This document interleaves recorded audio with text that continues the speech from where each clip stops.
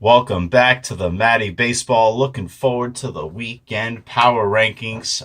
We did the top 10 earlier. I'm sorry about the delay. I have a long Friday out of the office coming up, and I was entirely out of cat food in the middle of the night. I knew that if I did not act now, that there was going to be a problem. But crisis averted, and we are off to the bottom 10. Now, basically what it means when a team is in the bottom 10 is that they are just complete, irredeemable trash. At least at the given time of when the list is created.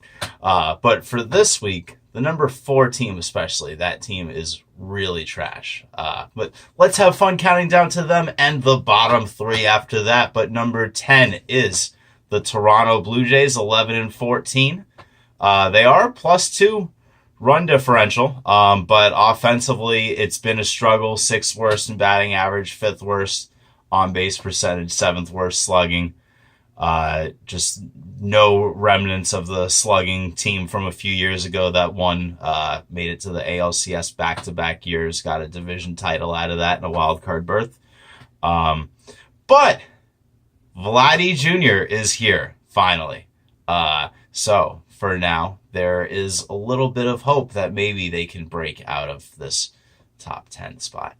Number 9, the Cincinnati Reds, 10-14. One of my best over picks on the season for their over/under win total. So I'm hoping that this one turns around a little bit. They've had some good signs as far as with the pitching, but the offensively hitting a ghastly 199 coming into the game today. They did win against Atlanta. They were bumped up just slightly, but yeah, it's been rough. Who knew that missing Scooter Gennett would hurt so much, I guess. Number 8, the San Francisco Giants, 11-14, -8 run differential. The team with the second lowest batting average, in fact. Pitching doing its best to keep them afloat. Derek Rodriguez pitching well. Possible comeback year for Jeff Samardzija we're in the midst of. I'm a little skeptical of this team and him in general. They host the Yankees this weekend, and I say be a good host and lose.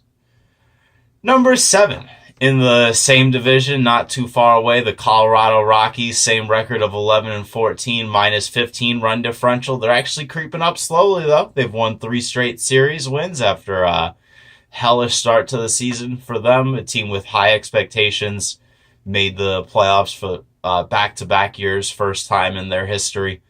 Hoping that Kyle Freeland gets this blister situation under control, but some good signs for them. They're slowly creeping up out of the bottom 10, possibly. Number 6, the Los Angeles Angels. They did finally get a win tonight, but they're 10-16, -10 run differential. Salvaged the series somewhat against the Yankees. They were down 4-0 about halfway through the game. Came back, won 11-5, actually, going away pretty easily. They got to be very relieved that Tyler Skaggs is coming back off the DL tomorrow. Pitching staff's been pretty shaky. Cody Allen already out of the closer's role. And then they had him back in tonight, first time since the announcement was made, and he struggled in a pretty low leverage situation, couldn't finish the inning, left with the bases loaded, had to get pulled.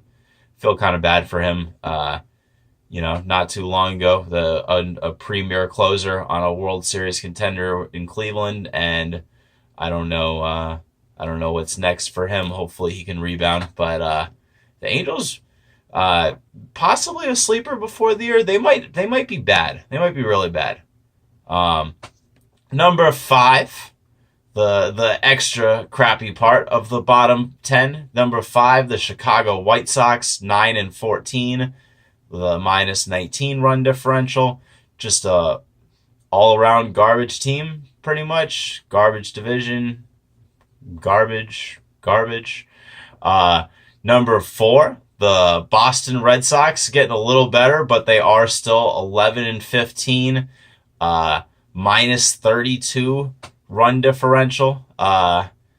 4 games under 500. You are what your record says, Boston.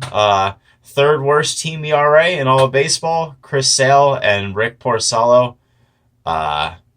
Both have thrown 23 innings this year. Both have given up exactly 19 earned runs. Nathan Eovaldi, the breakout season that I thought he was going to have, apparently that's just a farce. The bullpen's actually not bad, but I'm not sure they will be in the bottom 10 that much longer, but I'm going to enjoy this while I can. Number 3, the Kansas City Royals, actually the team with the worst record now in the American League, minus 18 run differential. They're 8-17 so far in the season.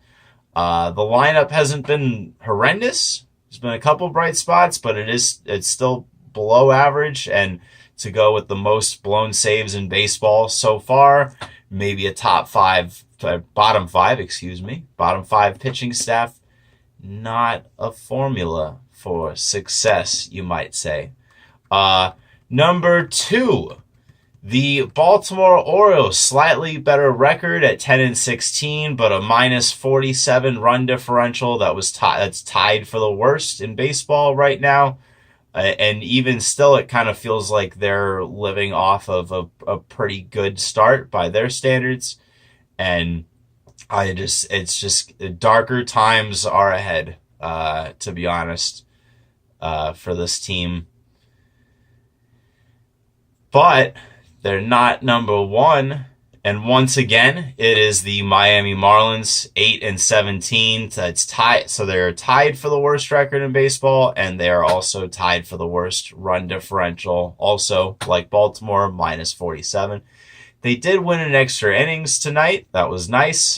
They got some decent pitching so far from guys like Trevor Richards and Caleb Smith. Trevor Richards fading a little bit, possibly, but still an ERA under 4. Everything else about this team is really, really, really bad. And for another week in a row, they are the biggest turd sandwich in Major League Baseball. This has been Matty Baseball. Looking forward to the weekend power rankings, the bottom 10.